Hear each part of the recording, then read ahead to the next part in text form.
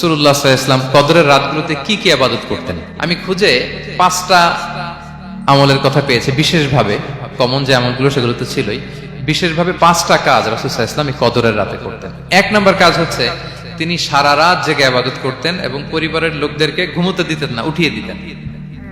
বছরের অন্য কোনো সময়ে সারা রাত জেগে ইবাদত করার কোনো নজির রাসূল সাল্লাল্লাহু আলাইহি ওয়াসাল্লামের জীবনে ছিল না। সব রাতে ঘুমাতেন। আমি জোহর বারুতে একটা কনভেনশনে the daily routine of prophet সাল্লাল্লাহু আলাইহি ওয়াসাল্লাম একটা আলোচনা করেছিলাম, যেখানে রাসূল সাল্লাল্লাহু আলাইহি ওয়াসাল্লামের দৈনন্দিন জীবনের রুটিন আলোচনা করেছিলাম। সেখানে আমরা বলেছি যে রাসূল সাল্লাল্লাহু আলাইহি ওয়াসাল্লামের দৈনন্দিন অভ্যাস ছিল তিনি এশার পরেই তাড়াতাড়ি ঘুমিয়ে পড়তেন আর মিড নাইটে উঠতেন। রাসূল সাল্লাল্লাহু আলাইহি ওয়াসাল্লামের কর্মদিবস শুরু হতো মিড নাইটে।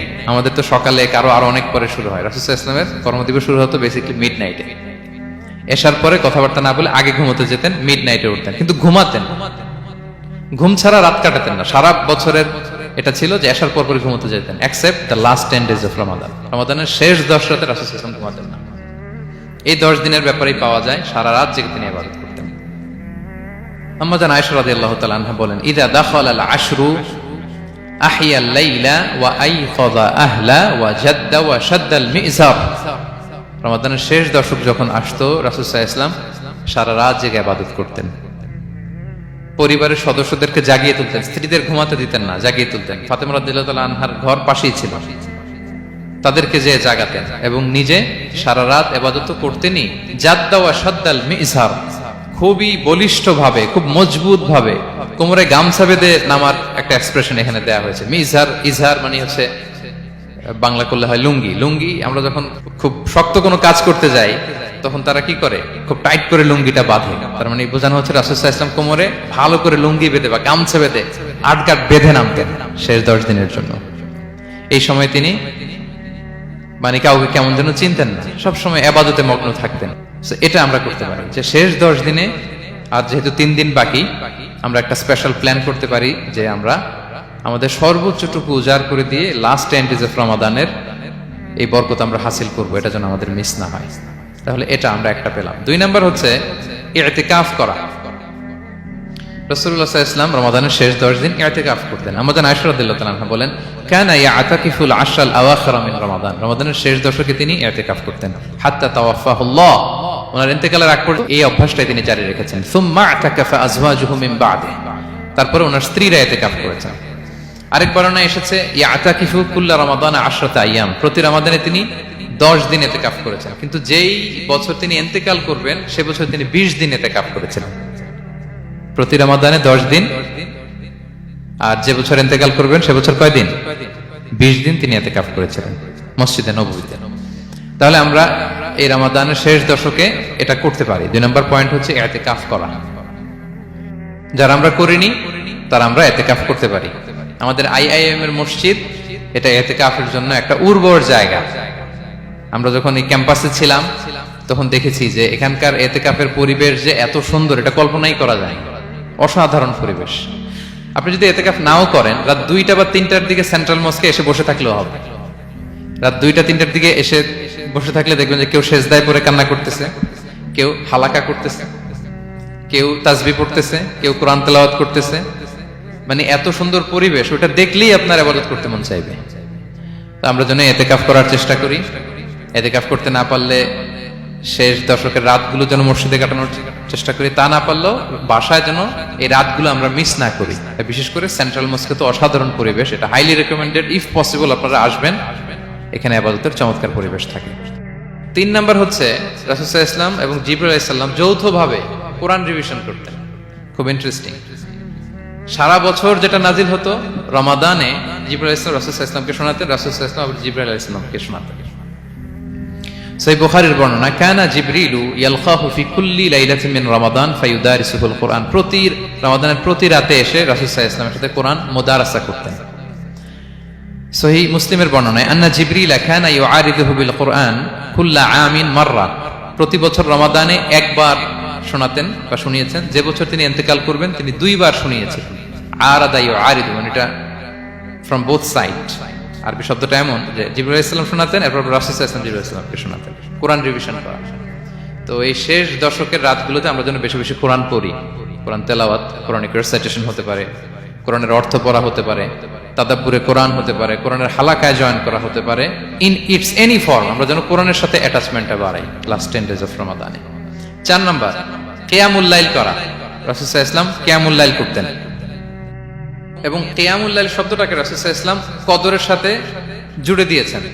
সহিহ বুখারীর বর্ণনায় তিনি বলেছেন, মান কামা লাইলাতাল কদরি ঈমানা ওয়া ইহতিসাবা গুফিরা লাহু মা তাকাদ্দামা মিন যামবি। কদরের রাতে যে কিয়ামুল লাইল করে বিশ্বাস নিয়ে এবং নাজাতের প্রত্যাশা নিয়ে, তার পূর্বের সমস্ত গুনাহ আল্লাহ তাআলা ক্ষমা করে দিবেন।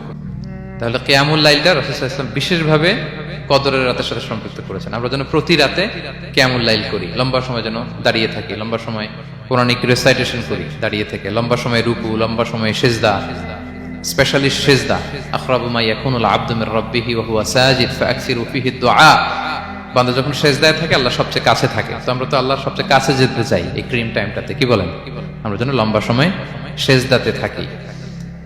কিন্তু আমাদের অনেকের যেটা হয়, নামাজে তাড়াহুড়ো, অনেকের সব ব্যস্ততা যখন নামাজে দাঁড়াই এরকম হয়ে যায়।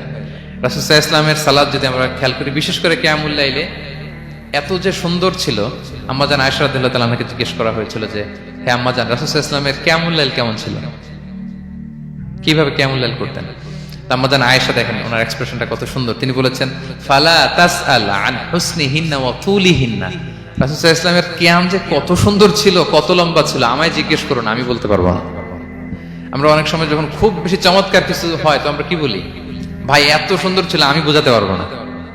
এরকম বলি না যে এত অসাধারণ, আমি বলে বোঝাতে পারবো না। বাংলাতেও কিন্তু আমরা বলি এত চমৎকার, বলে বোঝাতে পারবো না, শব্দের বুননে, ভাষার বুননে আমি ফুটিয়ে তুলতে পারবো না। তো আম্মাজান আয়েশা এটাই বলেছিলেন, ফালা তাসআল আন হুসনিহিন্না ওয়া তুলিহিন্না।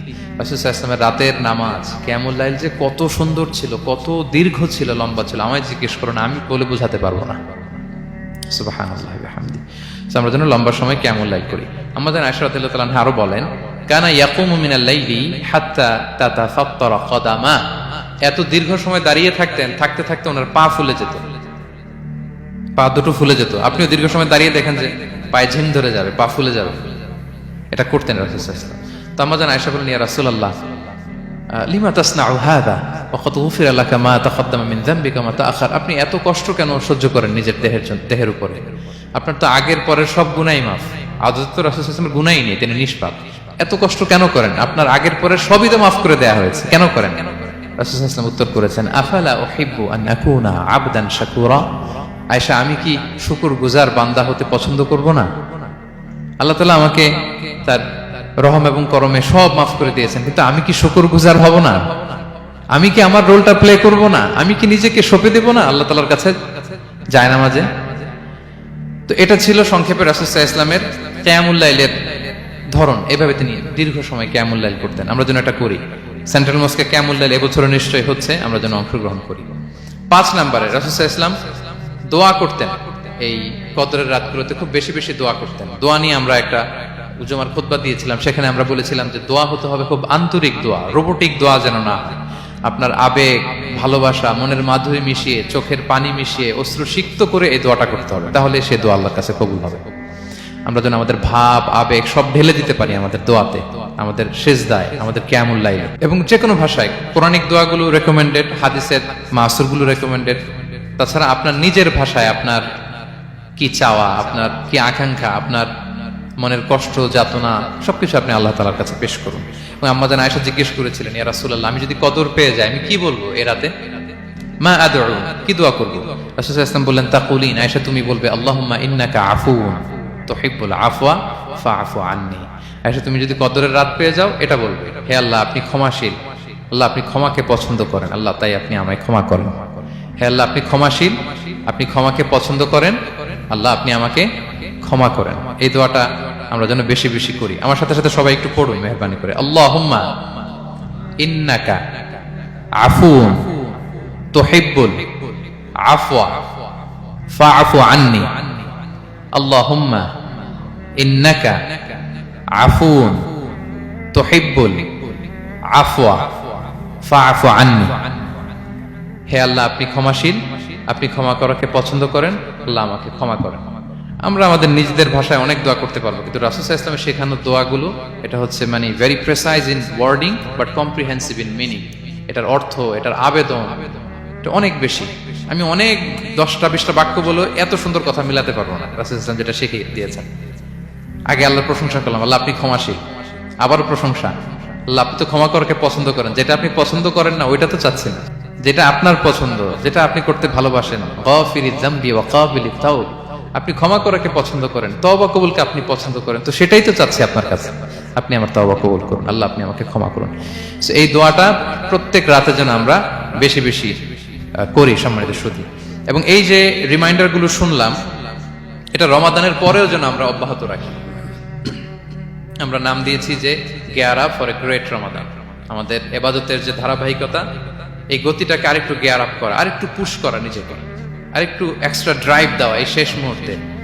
মাত্র 13টি দিন আমাদের হাতে আছে, আমরা যেন আরেকটু এফোর্ট দেই, আমরা যেন আরেকটু ড্রাইভ দেই, যাতে করে আমরা আল্লাহ তাআলার আরো নিকটবর্তী হতে পারি। এবং এই রমাদানে আমরা যা শিখলাম, যেটা করলাম, এটার ইম্প্যাক্ট যেন রমাদানের পরেও আমাদের মধ্যে থাকে। আমাদের অনেকের এটা হয় যে রমাদানে আবেগে অনেক আলোচনা শুনে, ক্ষমার মাস এটা জেনে এত ইবাদত, রমাদান নাই ইবাদত নাই, এরকম হয়ে যায়। এটা যেন না হয়, বরং এটার একটা পরশ যেন আমাদের হোল দ্য ইয়ার লং থাকে। আরব শায়েখরা বলেন যে কুন রব্বানি লা তাকুন রমাদানি, রব্বানি হও, রমাদানি হও না। মানে রমাদান আসছে, তুমি রমাদান কেন্দ্রিক ইবাদত নিয়ে অনেক উচ্ছ্বাস, কিন্তু রমাদান শেষ ইবাদত শেষ, এমনটা যেন না হয়। রমাদানের পরেও সে মেহেরবান আল্লাহ তাআলা কিন্তু আমাদের জন্য আছেন। তিনি প্রতি রাতে শেষ রাতে নেমে আসেন, এসে ডাকতে থাকেন, কার ক্ষমা লাগবে ক্ষমা চাও, ক্ষমা করব, কে বিপদে পড়েছো বলো, আমি উদ্ধার করব। তো তিনি আরশের উপর থেকে প্রথম আসমানে নেমে আসলেন দেওয়ার জন্য। আমি ঘুম থেকে জাগতে পারলাম না, নেয়ার জন্য। এটা হইলো প্রাইম মিনিস্টার আনোয়ার ইব্রাহিম আমাকে একটা অ্যাওয়ার্ড দিবে, লেটস সে হোটেল ইন্টারকন্টিনেন্টাল, উনি এসে বসে আছে, বাট আমি যেতে পারিনি। এটা হয় না। আল্লাহ তাআলা প্রতি রাতে শেষ রাতে এসে বলেন কার কি লাগবে দাও, তিনি নেমে আসেন বা বিশেষ মনোনিবেশ করেন প্রথম আসমানে এসে।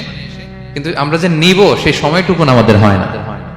আমরা এতটা গাফেল যেন না হই, আমরা যেন একটু পুশ করি। বড় কিছু পেতে হলে নিজেকে পুশ করতে হয়, এক্সট্রা একটা ড্রাইভ দিতে হয়। সম্মানিত শুধু এই 17টা দিন কি করলাম একটু রিভাইজ করি, যোগ বিয়োগ করি নিজের সাথে নিজে, যে প্ল্যানটা নিয়ে রমাদান শুরু করলাম ওইরকম কিয়ামুল লাইল করতে পারলাম কিনা, ওইরকম চ্যারিটি করতে পারলাম কিনা, রেসাইটেশন করতে পারলাম কিনা, একটু যেন নিজের সাথে নিজে বোঝাপড়া করি, একটু যেন রিভাইজ করি এবং নিজেকে যেন একটু পুশ করি।